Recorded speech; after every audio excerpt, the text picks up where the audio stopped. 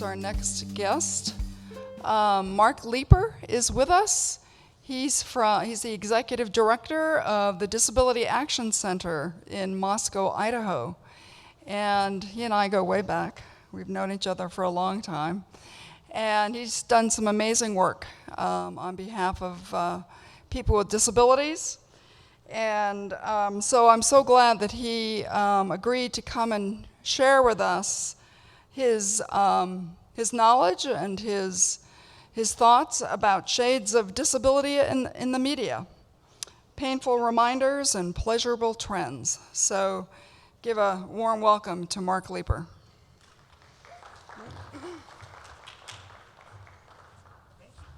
You're so welcome.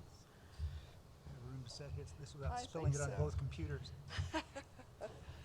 Well, thank you and welcome. And I just came back from Acacia's presentation, and well done. And one more demonstration of this topic being so broad that we could spend literally a couple of days on it. And so I was asked to kind of put together a presentation and not really knowing what other folks were talking about. And so interestingly enough, some of what I'm going to talk about will dovetail nicely with what Acacia mentioned in hers. And that is some discussion of disability in news stories and what we tend to see. So what I want to talk about is, a question mark. I don't know how many shades of disability there are in the media. There could be 50, but that's been used. And so I didn't want to step on that. And actually, I have to take responsibility for having stolen this idea. I loved it when I was in an Americans with Disabilities Act symposium, and a person from the federal government came up, and the first slide was complete with the cross, the lines on it, and it was 50 shades of the ADA. And so I thought, well, that was great. Anybody to get up in front of a brand new audience, especially when you remember the former federal government, then you would do those things, and so it was great. So anyway, painful reminders of what's happened in the past, with some exceptions, and pleasurable trends. So let me see if I can figure out how all of this works. Well, I think I can probably I don't do Windows.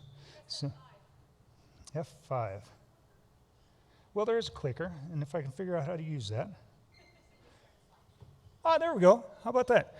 So, first and foremost, why talk about media portrayal of disability? At the risk of blinding anybody off the top of my head, I'll take my hat off. So, thinking about movies and books and so on, how many times have they led a movement? Oh, yeah, I'm sorry. I guess I should have done that. That would be way more better. Yay. All right. And it even has a cheater slide, so I can see what the next one is, because I tend to I would say I create these slideshows. I started creating it, and then another person creates it because I get lost and thinking all over the place because I'm kind of an array thinker. So I also tend to talk over my slides, so forgive me, I'll get back to them. So movies and books and all sorts of stuff have sometimes led a movement for change. They're a catalyst for change. And then I'm also kind of wanting to think about the times when movies and books have cemented or distorted some change or some idea. And a lot of this happens through various media, news, movies, and really make a difference. And I'll have a couple of examples in a moment that have absolutely nothing to do with disability. And think about media, movies, news stories, that so many of them fall kind of somewhere in between. There's some good and there's some bad. And some of that was talked about in media portrayals in the last workshop, where they talked about characters in movies. Was it a good portrayal? Was it a bad portrayal? Well, those are really broad things. Was it effective? Was it ineffective? Was it real? Was it fanciful? Well, some of them are fiction, and fanciful is the name of the game. But what aspect of it maybe crossed the line and perpetuated some image, kept change from happening? And what of them maybe boosted change? Many, many examples. Well, media sometimes leads the way. And whether it's television, whether it's movies, whether it's a news story, sometimes it can have a huge impact. And I see a man taking a picture, and it's just reminded me, if I don't record some of this, I have a staff member who's going to be very unhappy with me. So bear with me one moment. I have to remember how to do that. I think I can do that this way. There we go.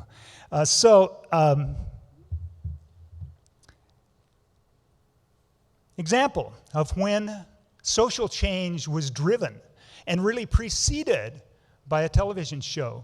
And let's see if anybody recognizes this. Anything interesting about that photo? Anything shocking about that photo? Not nowadays, right? I mean, it's really not.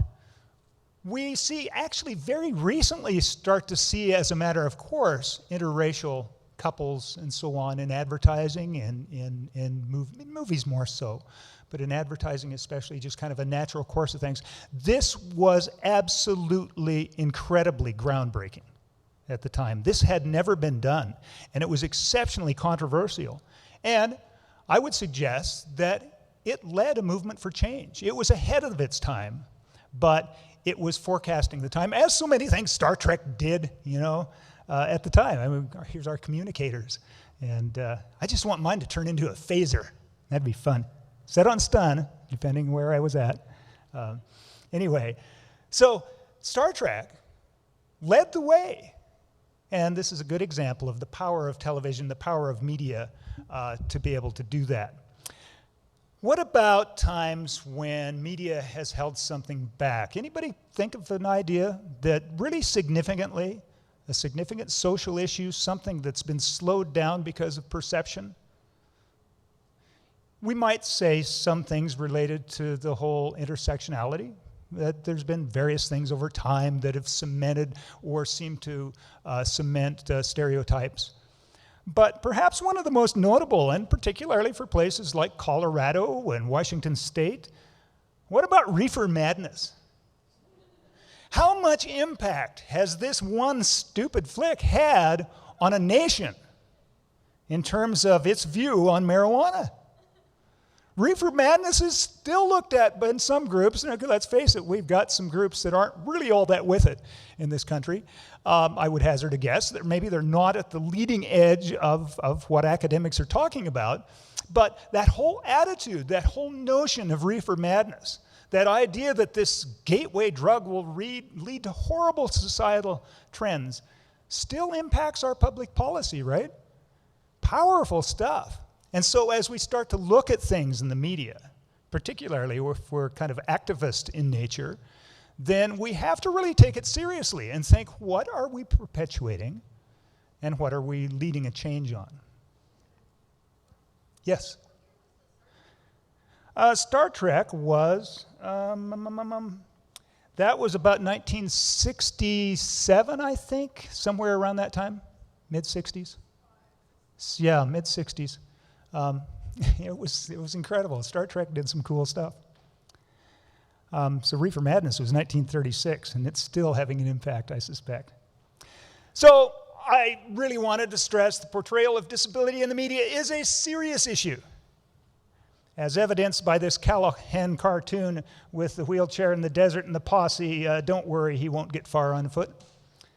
There is a movie about Callahan, John Callahan, out Oregon native and cartoonist. Anyway, I just kind of threw that in because, words and attitudes and ideas. And sometimes we have to lighten up in our groups. Think of words you might see or hear in the news.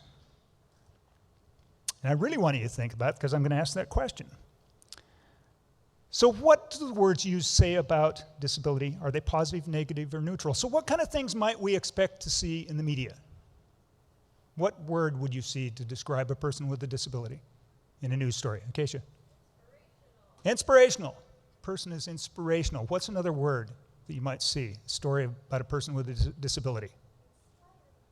Inspiring. Another word? Suffers from could be a phrase you'd see in a news story, right? Wheelchair bound. Oh yeah, wheelchair bound. That's been around a long time. Others? What other? Courageous? Brave. They're brave. Oh, they're horribly brave, yeah. And extraordinary. They've overcome, right? Yes.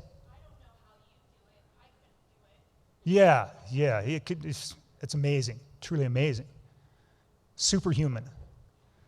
Anything else? I mean, there's a bunch, right?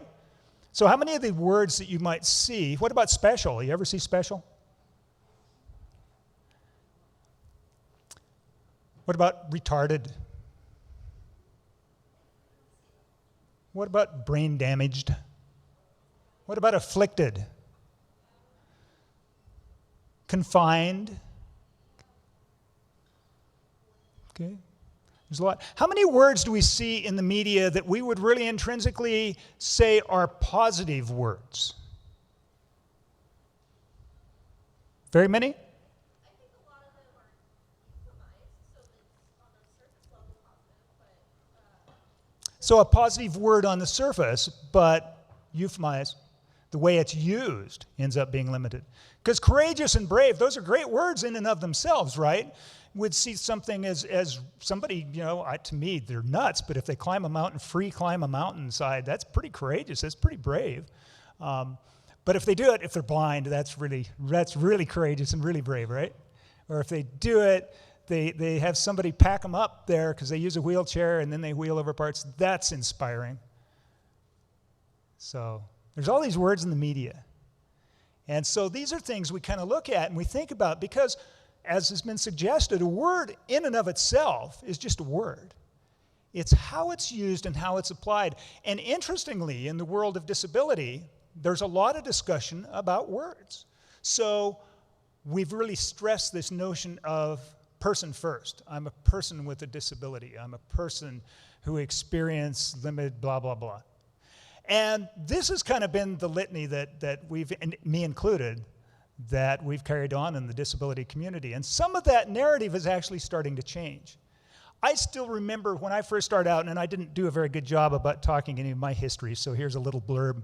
I've been executive director of Disability Action Center for a long time, and I worked there since about 1983, off and on. And I came to it because I've, probably bought a Cadillac for a psychiatrist or two in my lifetime, I don't know. Prices are high.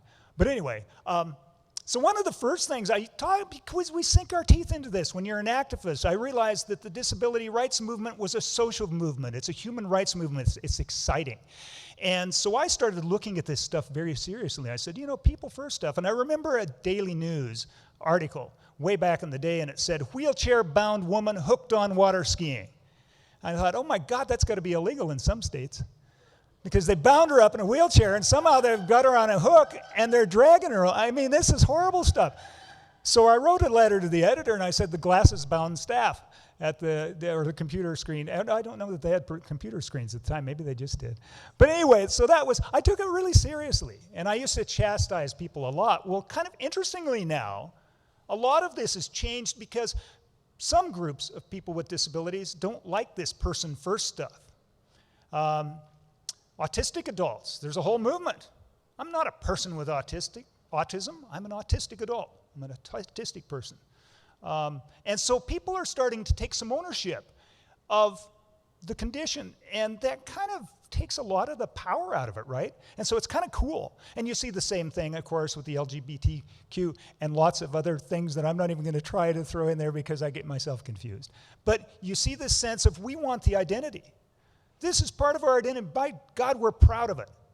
And so is that showing up in the media? So that's a major question. So we talked about this one, and it's one of my favorites. Some terms just keep on rolling along. They keep on rolling along. Wheelchair bound, confined to a wheelchair. Is it a country western song or is it illegal imprisonment? I don't know. I think it could be put to a good, Dan, you could end up putting it to a good guitar riff. I'm wheelchair bound. I'm wheelchair bound. Anyway, heading out to wheelchair. No, not going to happen. Never mind. Anyway, I mean, it is silly language. But it's still used. KXLY News uses it a bunch. So here's the local news, July 24th in 2017 from Nadine Woodward, I believe it was, up in the KXLY. A freak accident altered the lives of a North Idaho family forever, and now that family is seeking help paying for mounting medical debt. What a shame we have to do that in this country. Jesse Raymond was spending a June day on the water when he dove into the Snake River and hit his head on a rock, leaving him wheelchair bound. And so that shouldn't be around anymore. It really shouldn't. Because again, it connotes that somehow that person is left limited by that wheelchair. In fact, as we always tell folks, that person was freed by that wheelchair, by that piece of technology. What binds us up is that there aren't any damn curb cuts. And there's too many stairs, and Cella's rebuilds their stairs, but they don't put in a ramp. So those are the things that we wish would go away. And Creme News actually does much better, to be honest. It's kind of interesting as you start looking at them. So we had a lot of history in the news. So here's some of that real painful past. This goes back, way back to the Second World War, before the Second World War, in Germany. This person suffering from hereditary defects costs the community 60,000 Reichsmark during his lifetime. Fellow Germans, that is your money too. And there's the image of obviously somebody in a chair who appears to be feeble-minded. So that's disability in the media. Eugenics as a public health stance is still debated. Dr. Ada E. Schweitzer commented, "You cannot make a silk purse out of a sow's ear, neither can we make a citizen out of an idiot or any person who is not well born." And to prove that, they had beautiful baby contests, where in the Illinois State Fair, for example, you could win a $100 prize if you had the most perfect baby. Please, nobody with an illness or congenital defect allowed. Those are real things in the media. Here's something a little newer that maybe we all, if we're activists in nature, ought to be doing something about. Has anybody seen ads for a Spokane hyperbaric chamber? Let me see if I can get this to play. Will this actually, will this launch into a YouTube? Let me see. Oops.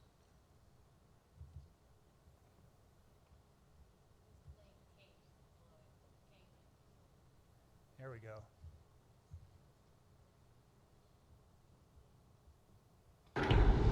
These are my wheels.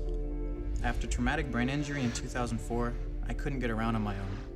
My body moved slower, my brain moved slower, and my hands shook. Then my parents took me to the Spokane Hyperbaric Center, and after each treatment, I became stronger.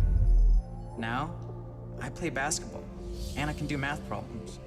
I'm even learning to play guitar. The Spokane Hyperbaric Center. Call them today.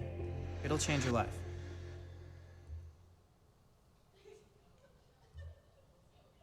Now I've got to figure out how to get back there. Uh-oh. My God, what have I done?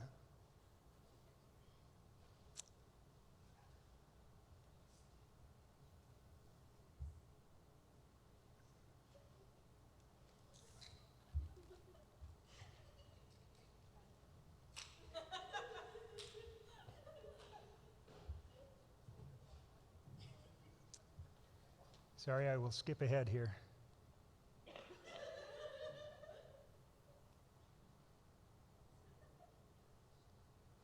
So, what do you think? Great ad, huh?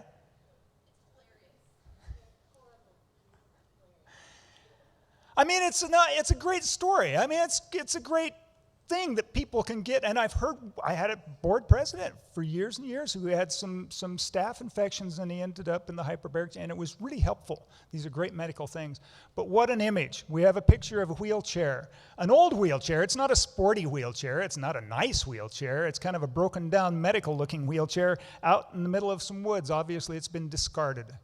So what image does that send to all of the Spokane viewing audience?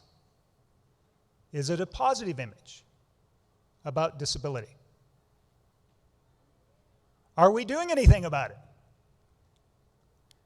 I just had a discussion with a staff member this morning, and I believe we were going to be doing a workshop up in Post Falls, and this will be the subject of it, where we're kind of inviting people. Is this something that maybe we should be a little bit more activist about? Should somebody be contacting the Spokane Hyperbaric Chamber? Should there be a group maybe writing some letters and saying, we don't like this portrayal?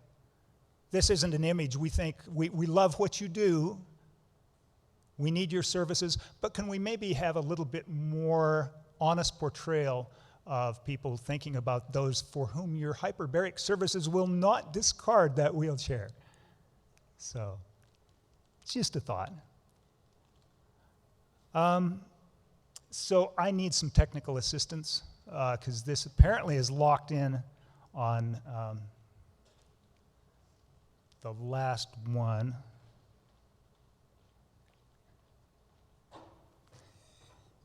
Bless you. So I've got this here, but I wonder if there we go. Okay, you're back.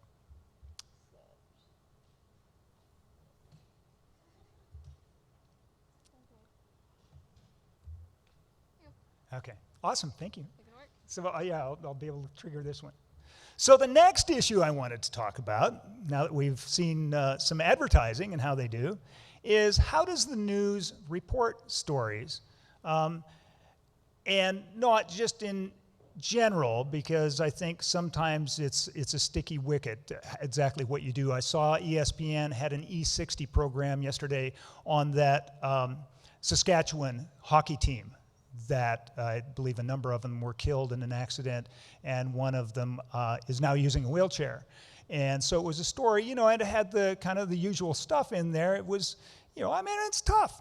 Nobody can take away that that's a difficult thing. And they actually then got through, this guy's learning to play sled hockey, and because he loves hockey. And so it's great. And so it was kind of a cool story.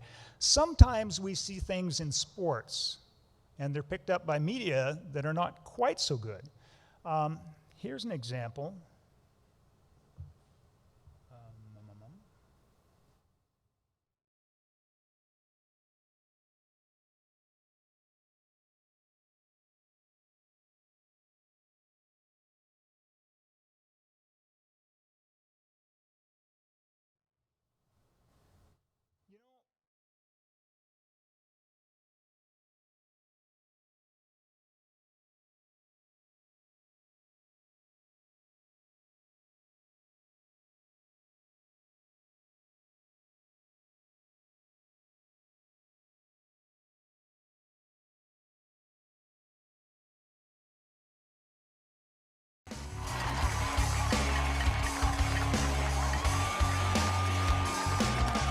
After the game, the players For these kids, it doesn't matter who scored the touchdown. Both teams celebrated the victory. During a high school scrimmage in Georgia on the final play of the game, watch Seth McGee, who has Down syndrome, score an amazing 65-yard touchdown.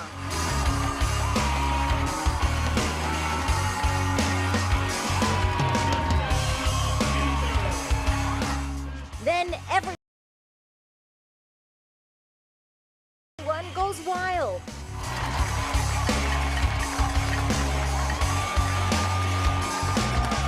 After the game, the players congratulated him in person. Good job, buddy. Good job, buddy. Thank you. What a wonderful. Thank you. You got some wheels on, you know that? Now that's what you call school spirit. For InsideEdition.com, I'm Lee Shucks.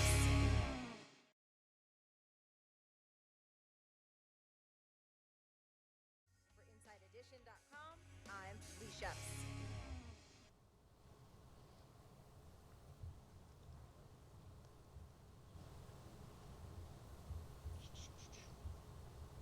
Thank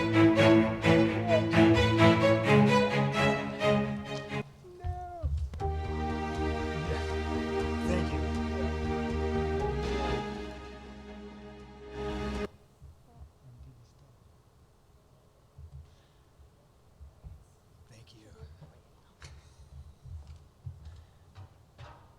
See, my Christmas gift list is getting longer. So, what do you think? We see a lot of those, right? Somebody comes in, they allow them to score a touchdown, they bring in the team manager for the last minute of the basketball game, and they get to shoot a basket. How do y'all feel about that? Patronized?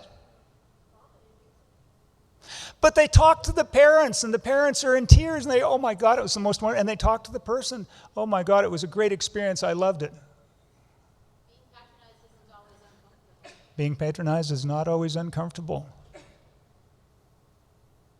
Yeah, that's actually one of my board members. That's one of his. Every time one of these is on, he sends me the link.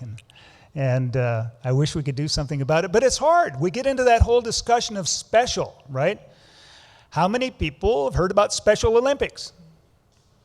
How many people saw the outcry at the reduction of funding in the budget over Special Olympics? Did anybody feel like that wasn't quite their most important issue? That's a hard one, isn't it? Because that's a really, really popular national thing, but it stresses special. Everybody gets a ribbon. And so when everybody gets a ribbon, what happens in real life? Does everybody get a job? Does everybody make minimum wage at least? So there's a whole thing, a whole narrative that starts to happen, and that kind of ties into all of my work at Disability Action Center, that activist side. There's that narrative that happens that limits us as people.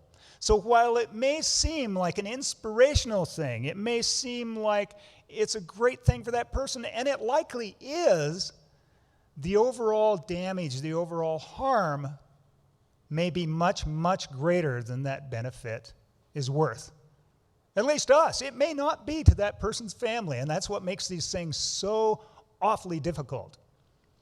We actually ran the transportation program in the city of Moscow, which was not much of a transportation program when you consider that Pullman's transportation, public transit, is in the millions, and Moscow's was around 100,000 at that time. And so actually Pullman's transportation system is roughly the same as Boise, a city in an area of far, far greater size, of course. So anyway, we had the transportation program, and I had a board member.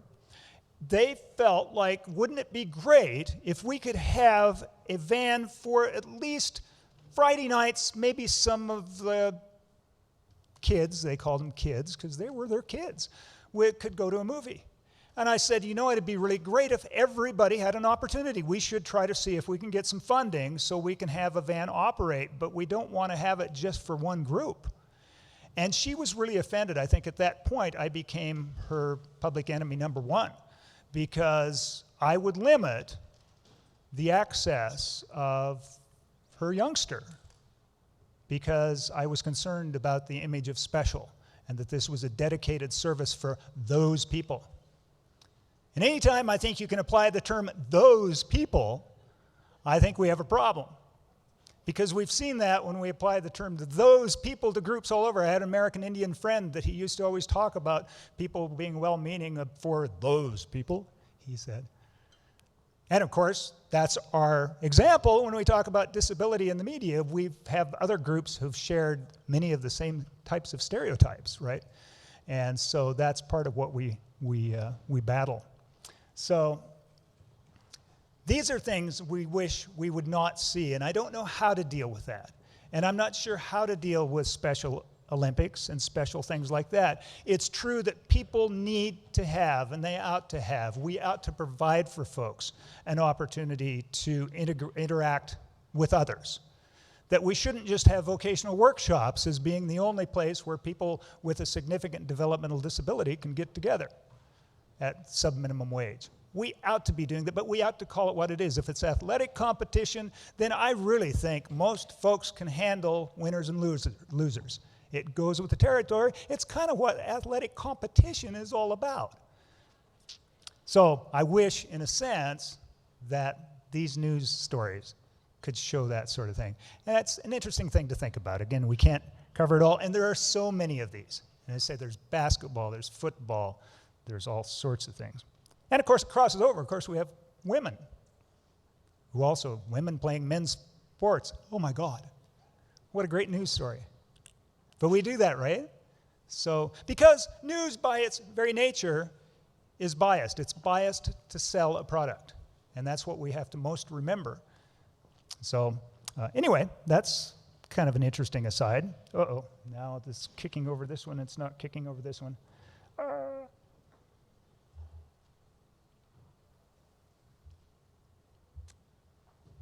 Help. My controller starts to control one screen but not the other, so I...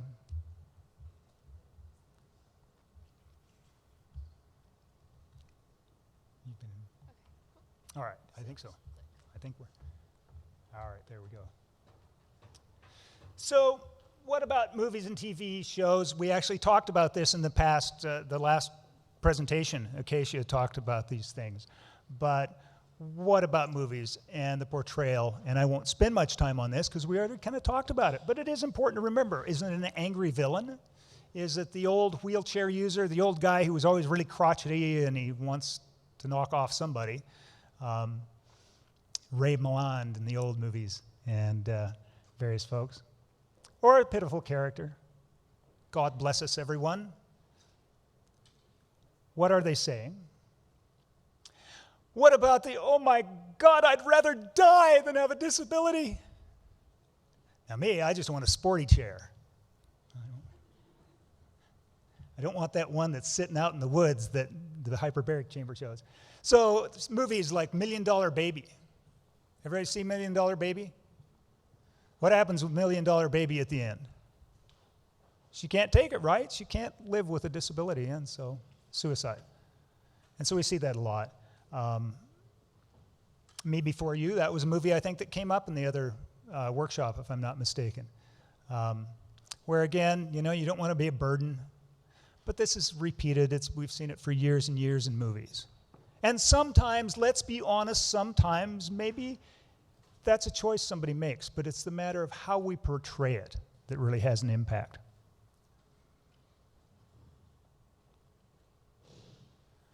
So there's some fairly good examples about, and I say fairly good, because none of them are perfect. Forrest Gump. That was one that was interesting. But what about Forrest? I mean, Forrest did a lot of things, obviously very improbable. But what characteristic did Forrest maintain throughout the time? Kind of a positivity. He was positive. What innocence. He was really innocent, right? Because people like that maintain their innocence. They don't know when their best friend's father is abusing them. They do something, but we don't know about that stuff. But we can have sex and make a baby. So there's some things in there that there's some kind of holes in the system. But overall, what about Lieutenant Dan? Lieutenant Dan? Lieutenant Dan actually is kind of an interesting portrayal because when you really think about what people do really go through, I mean, in a sense, we kind of cringe in a way, but in reality, I've known a lot of folks that have acquired a disability and they really do go through stages of grief. They really do go through those hopeless times. And everybody's different. Of course, that's the other thing that sometimes the movies don't let us know, right? That every one of us is different. So Lieutenant Dan does pretty good. He ultimately gets some really, really expensive prosthetic legs thanks to Bubba Gum Shrimp. But all in all, not a bad portrayal. There's another one we talked about, interestingly, because an old guy like me remembers way back with Raymond Burr. He used to be Perry Mason, and then after he was Perry Mason, Raymond Burr ended up in a wheelchair because he was shot and hit in the spine as a police officer, and so he ended up, I'm sure at the time, confined to a wheelchair or wheelchair bound. And wherever he was bound to, he arrived in a wheelchair. And the neat thing about it actually is it was actually a fairly positive portrayal. And interestingly, it was remade recently with Blair Underwood. So it got away from the white straight male non-disabled person in a wheelchair, and it came on with an African-American non-disabled male in a wheelchair. But it's still an interesting portrayal because even back at the time, I mean, Ironsides, that was kind of a whole thing about the name and the Ironsides and, you know, obviously because of the wheelchair and the steel, you know. But in actual fact, every episode was about this cop that was really good. And he was a good cop. And sometimes he'd run into stuff where the wheelchair was a real hassle. I mean, he got, you know, couldn't get someplace or he got stuck or knocked out of his chair. But in reality, it was just a part of the show.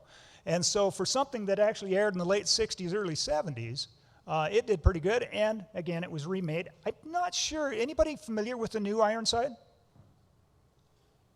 I'm not sure whether it ever hit the airwaves or whether it's a Netflix thing or whatever, but it's out there. And again, it was really lambasted by the disability community because it doesn't include people with a disability. When there are a lot of chair users out there potentially who would have happily taken the role. I Am Sam. Everybody remember that with Sean Penn? Anybody seen that? I Am Sam is a story about a mentally disabled man, Sean Penn, has an intellectual disability, and he and another young woman have a child. The child is non-disabled, but the mom leaves, and Sean Penn ends up raising, along with some other friends that show up for various pizza and movie nights and so on and so forth, until a school system decides, or other professionals decide they're going to take the child away because this person can't be a parent. And then ultimately they decide that his parenting has been very effective, and so she's returned to the household. So in a sense, it was really kind of it was an uplifting movie. It still has that childlike innocence and, you know, some stereotypical stuff, but there's a great example of the power that things like this, that maybe some of us in the business would kind of, it's not perfect. We'd wish it'd be a little bit better, but still, I'll tell you a story about I Am Sam. The state of Idaho, does anybody think of the state of Idaho as a leader in all things? Does anybody think about a social leader in anything? Well, I have a story for you. Idaho was one of the first states in the Union to pass a law that protected the rights of parents with a disability. Parents with any disability, so that any child custody dispute in the courts over divorce, any childbirth issue, anything related to children and custody of children had to determine the quality of parenting, not the presence or lack of a disability. And that doesn't happen in very many states. It was a landmark passage. We had to play with it a little bit. Initially, they didn't want to include people with a mental illness. And so it was 2 years later that we got that included. But anybody that's familiar with processes of state government, and it's the same whether you're in Idaho or whether you're in Washington, is a bill will get written, hopefully, if you can find a sponsor. Then hopefully you can find co-sponsors. Hopefully you can get co-sponsors from both sides of the aisle, and maybe even throw in an independent if you can. So the more co-sponsors you have, the better it looks. But ultimately, anytime you have that bill, you have to pick, or sometimes it's picked for you, a committee that bill goes to. So what's it most going to impact? Well, in this case, a change in child custody laws and disability stuff went to the Health and Welfare Committee in Idaho. Now, everybody, we live in a democracy, right? Group makes a decision. Wrong. One person can drive legislation. The chairperson of a committee can choose to have a bill looked at, or he can open or she can open their drawer and shove it in there, and it's gone. It will not get debated on the floor. It will not see the light of day for that session unless you can find another committee that can take it up and override it. Well, in this case, this bill came to the Health and Welfare Committee.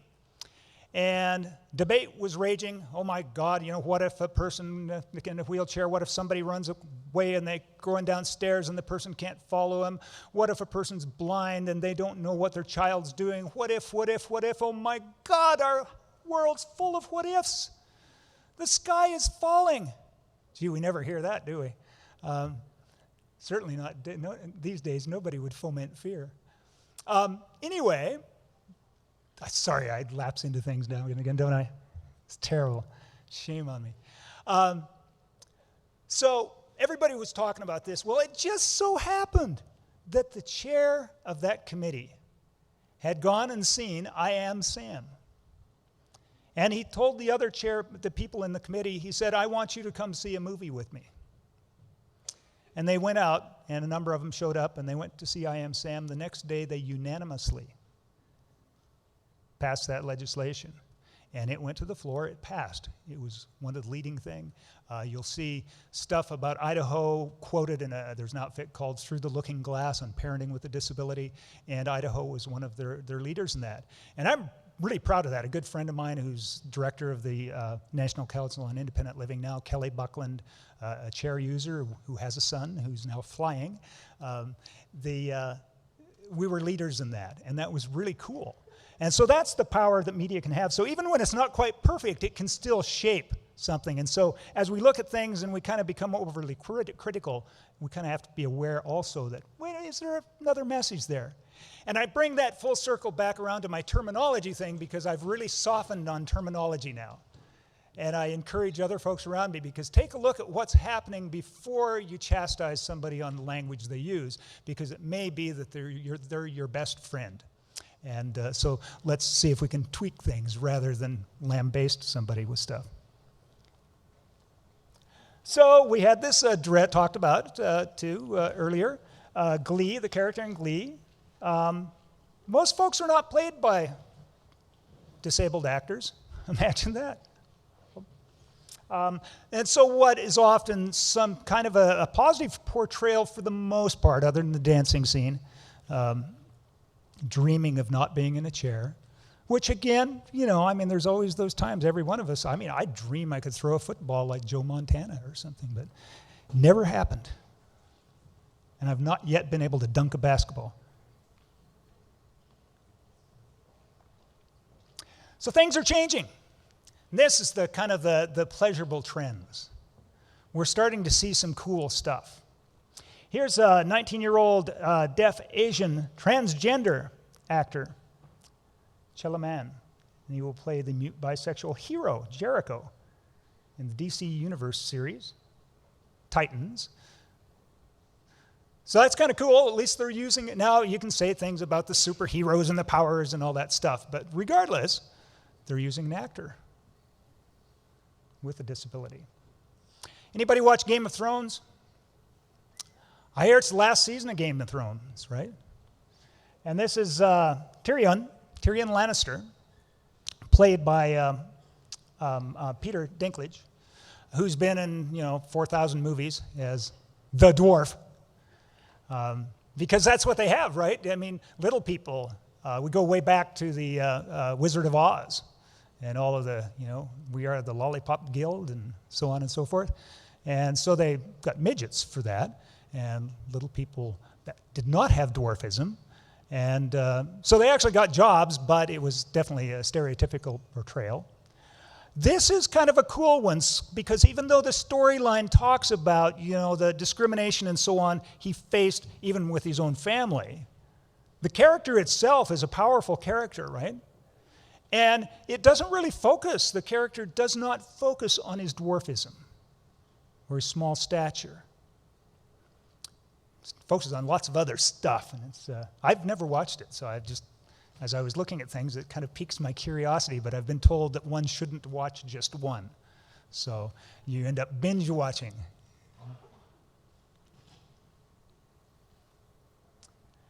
The average American sees about 5,000 advertisements in the media per day. And of course, when you start throwing in things on the phone and so on, there's a tremendous amount of advertising out there. People with disabilities make up about and their family members, and so on, 25% of Americans. So do we see 1/4 of the people in ads persons with a disability? No. However, we are starting to see more, and I think that's the positive side. One thing that's kind of interesting, we have a program called Blue Path, and if you look at it, blue-path.org, it's a website that looks at things based on the Americans with Disabilities Act, looks at accessibility of businesses, and you'll see that most Pullman businesses are actually on there thanks to Washington State University students and some community activity things that they did. That looks at creating a listing for people with a disability and their friends and their family members of places and what kind of access they have. So you know when you're going out to a restaurant, is there a bathroom I can use? Is the lighting good enough that I can read a menu? Do they have large print menus? Are they really noisy with lots of echoes? Is it hard to hear?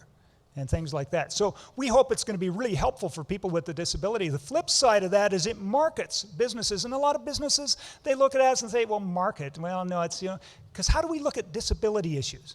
Is it business or is it charity? Charity, most often, right? Don't we think about disability and things like that as charitable kind of things? How many billions of dollars do you think the disability market is worth per year? Anybody a guess? How about millions of dollars? How about $220 billion a year? Which is about twice the teen market.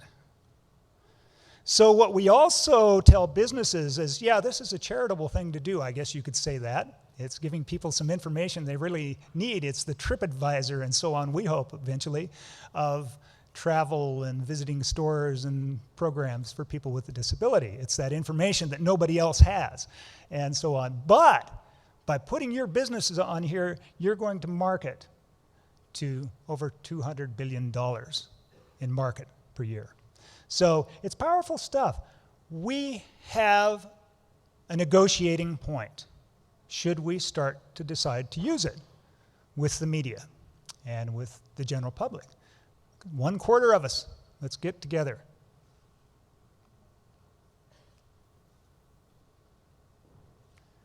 Because we feel like normalizing how people with disability are just part of the community. We're part of the human condition because humans by their nature are different. And so we should just be a part of that humanity. Representation is important. We see a lot of that value of that positive image that's starting to work. We see same-sex couples with adoption. Oh my God, they'll have kids. Now we see it everywhere. It's interesting, that local narrative where we start to see these things change and become so accepted. And you see many, many examples. We're starting to see examples of people with a disability just appearing in an ad. So we see advertising where there's a person signing as one of the families. Some of them you see, we actually did a thing signing, but it was with zombies, and so the fingers fall off. But anyway, ads are an effective agent of change. So you have to do it right. If a brand calls out, hey, look at me, I'm using a person with a disability, and that's a central focus, it really doesn't work very well. If it's embedded, if it's a part of things, that works. So forget admiration, inspiration, pity. Remember, people with disabilities are not all super gimps. We're not likely to climb Mount Everest. So, the trends, pleasurable trends. I'll wrap up with pleasurable trends. Some companies are really focusing on people with a disability. And they're starting to pay attention to things that we need with technology. It used to be that Windows-based products were kind of the only ones that would be very accessible to people who were blind were visually impaired. You'd have to get external programs like JAWS and other screen reader programs. Apple came out with their new operating system, and they started to embed things like VoiceOver, the large magnification and so on. And they're carrying that a step further. Here's an ad.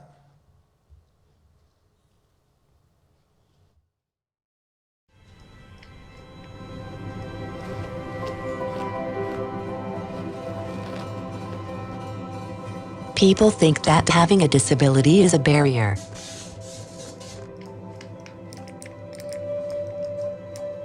But that's not the way I see it. You can catch up with friends. Ready? You can capture a moment with your family. One face, small face, focus lock. And you can start the day bright and early.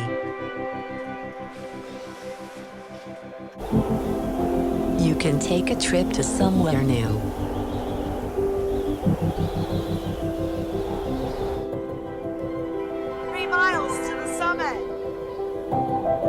You can concentrate on every word of a story. A bird began to sing. Jack opened his eyes. You can take the long way home.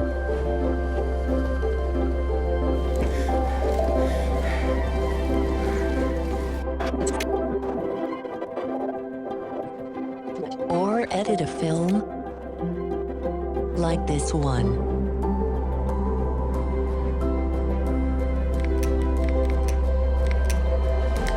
When technology is designed for everyone, it lets anyone do what they love, including me. It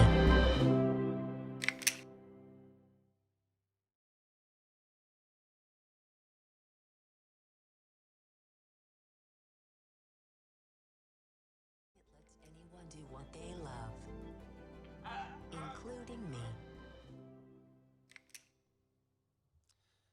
So good job, Apple. Person using a head switch to alter a movie and all the pictures. And one of the things I didn't do is because the one thing we don't have is an auditorially described. Some things are still not there. Привет, Apple. Thank you.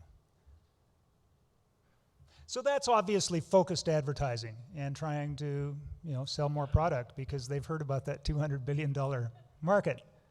Smart people at Apple.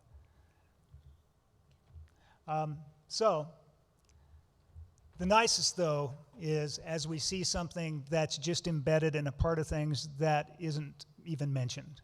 And so for the final view,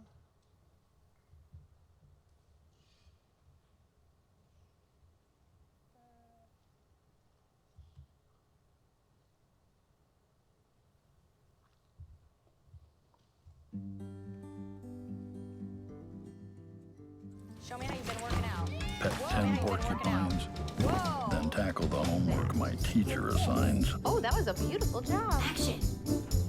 1, 5, start.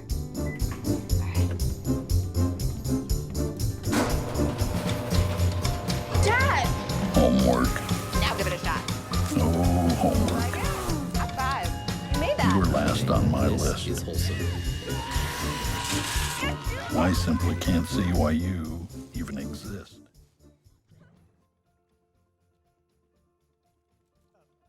yeah, way awesome, eh? They don't even mention. The woman uses a power chair, and it's just about making snacks on honey graham wafers. Great job. And so that's the stuff, we start to see that, then that's just a part of life. And really, isn't that a little bit more reflective of what we see around us most of the time? I think it is, because that's kind of what we kind of feel like more and more at the local level. So that's my quick thing on disability in the media. Kind of covered all sorts of things as it kind of needed to, because I wasn't exactly sure what else would be covered. But as I really do encourage everybody to take a look as you see images and so on that are coming from somebody, as you hear language that you think might be a little limiting and it seems like the right thing to do, we should get together and continue to make our voices heard, because that's limiting somebody. And when the special thing comes up, try to figure out a way to see if that special can become kind of not so special, or maybe just everybody is kind of part of something. And to their credit, Special Olympics has begun, and there will be a chapter starting here, I believe, on Washington State, or in Pullman.